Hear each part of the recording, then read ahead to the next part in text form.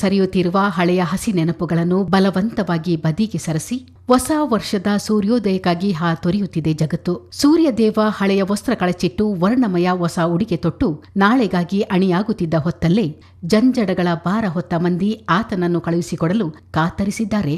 ಮಡಿಕೇರಿಯ ರಾಜಾಸೀಟು ಉದ್ಯಾನವನದ ಇಳಿ ಸಂಜೆ ಕಾತರದ ಸಾವಿರಾರು ಮಂದಿಯ ಹೊಸ ಹಾಸಿವೆಗೆ ಸಾಕ್ಷಿಯಾಗಿತ್ತು. ಮಂಗಳವಾರ ಸೂರ್ಯ ವಿದಾಯ ಹೇಳುವ ಹೊತ್ತಿಗೆ ಎಲ್ಲರ ಕಣ್ಣುಗಳಲ್ಲೂ ಆತ ವರ್ಣಮಯವಾಗಿ ಕುಣಿಯುತ್ತಿದ್ದ. ನಾಳೆ ಬರುತ್ತೇನೆ, ಭರವಸೆಗಳನ್ನು ಹೊತ್ತು ತರುತ್ತೇನೆ ಎಂದು ಜನರ ಬವಣೆಗಳನ್ನು ಹೊತ್ತುಕೊಂಡೇ ಆತ ಹೊರಟು ಹೋದ.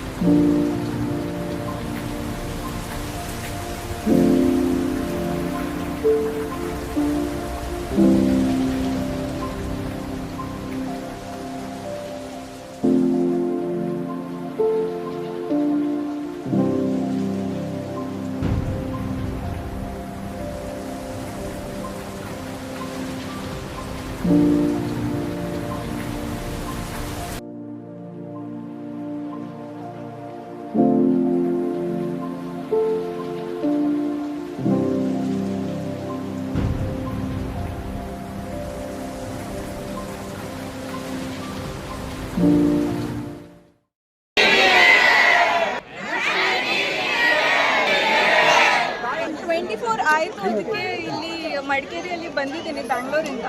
ಫಸ್ಟ್ ಥಿಂಗ್ ಅಂದರೆ ಅದು ಸನ್ಸೆಟ್ ನೋಡಿ ಎಷ್ಟು ಚೆನ್ನಾಗಿದೆ. ಅಬ್ಬೆ ಫಾಲ್ ಹೋಗಿದ್ದೀನಿ ಇವತ್ತು, ಅಲ್ಲಿ ಹೋಗಿ ಎಲ್ಲ ವಾಟರ್ ಫಾಲ್ಸ್ ನೋಡಿ ಇವಾಗ ಇಲ್ಲಿ ಲಾಸ್ಟ್ ರಾಜಾಸೀಟಲ್ಲಿ ಸನ್ಸೆಟ್ ನೋಡೋಕ್ಕೆ ಬಂದಿದ್ದೀನಿ.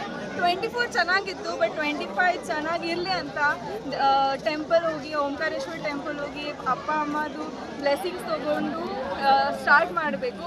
ಅದೇ ನನ್ನ ಪ್ರಕಾರ ಒಳ್ಳೆ ಸ್ಟಾರ್ಟ್. ಪಾರ್ಟೀಸ್ ಎಲ್ಲ ಆಗ್ತಾ ಇರುತ್ತೆ, ಅದು ಎಲ್ಲ ಏನು 25 ಕಡಿಮೆ ಆಗಲ್ಲ. ಸೊ ನನ್ನ ಪ್ರಕಾರ ಬ್ಲೆಸ್ಸಿಂಗ್ಸ್ ಪಾಸಿಟಿವಿಟಿ ಎಲ್ಲ ಇರಲಿ ಅಂತ ನಾನು ಮಡಿಕೇರಿಯಲ್ಲಿ ಬಂದಿದ್ದೀನಿ. ಆ್ಯಂಡ್ ಎಲ್ಲರಿಗೂ ನನಗೆ ಫ್ರಮ್ ಮೈ ಸೈಡ್ ಎಲ್ಲರಿಗೂ ಆಲ್ ದ ಬೆಸ್ಟ್. ಆ್ಯಂಡ್ ಎಲ್ಲರದು 25 ಚೆನ್ನಾಗಿರಲಿ ಅಂತ ನನ್ನ ತುಂಬ ಮನಸ್ಸಿಗೆ ಪೀಸ್ ಬಂದಿದೆ. ಅಂದರೆ ಇದು 31st ಲಾಸ್ಟ್ ಸನ್ಸೆಟ್, ಬಟ್ ಒಂಥರ ಅದು ಪೀಸ್ ಬಂದಿದೆ ಅದು ಮನಸ್ಸಿಗೆ. ಎಲ್ಲ ಲೈಕ್ ಫುಲ್ ಎಲ್ಲ ಜನ ಎಲ್ಲ ನೋಡಕ್ಕೆ ಬಂದಿದ್ದಾರೆ, ಬಟ್ ಒಂದು ಪೀಸ್. ಇಂದಿನ ದಿನ ಮುಗಿಯಿತು. ನಾಳೆ ಸೂರ್ಯನೊಂದಿಗೆ ಬರುವ ಹೊಸ ದಿನ ಹೇಗೆ ಇರಲಿ, ಅದು ಸಂಭ್ರಮವನ ತರಲಿ. ಭೂಕಂಪ, ಪ್ರಳಯ, ಯುದ್ಧ, ರೋಗ ಎಂಬೆಲ್ಲ ಕಾಲಜ್ಞಾನ ಭವಿಷ್ಯಗಳು ಒತ್ತಟ್ಟಗಿರಲಿ. ದಿನ ಸುಂದರವಾಗಿದ್ದರೆ ಸಾಕು. ಮನುಷ್ಯನಾದ ಮೇಲೆ ಎಲ್ಲ ಜಂಜಡಗಳಿಗೂ ಎದೆ ಒಡ್ಡಲೇಬೇಕು. ಇಂದಿದ್ದವರು ನಾಳೆ ಇಲ್ಲ.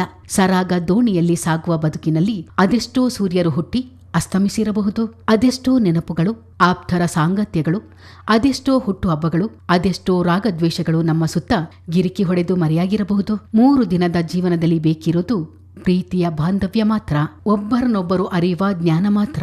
ಇವೆಲ್ಲ ಆಶೋತ್ತರಗಳೊಂದಿಗೆ ನಾಳೆ ಬರುವ ಬಾನ ಭಾಸ್ಕರನಿಗಾಗಿ ಕಾಯೋಣ. ಎಲ್ಲರಿಗೂ ಹೊಸ ವರ್ಷದ ಶುಭಾಶಯಗಳು.